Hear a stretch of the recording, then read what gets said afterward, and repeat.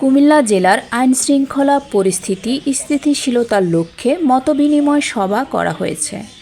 দুপুরে কুমিল্লা জেলা প্রশাসক সম্মেলন কক্ষে রাজনৈতিক নেতৃবৃন্দ সহ বিভিন্ন পেশা শ্রেণী মানুষের সাথে এ মতবিনিময় করা হয়।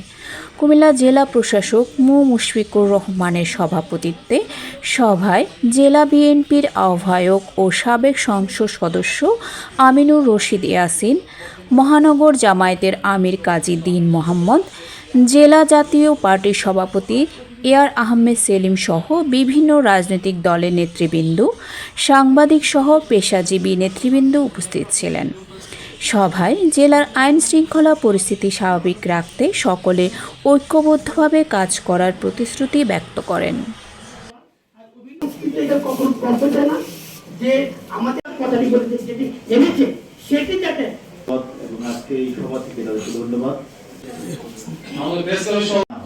সেদিকটার জন্য এখন যে জন্য কাজ করতে সহযোগিতা হবে। ধন্যবাদ। বিভিন্ন আমরা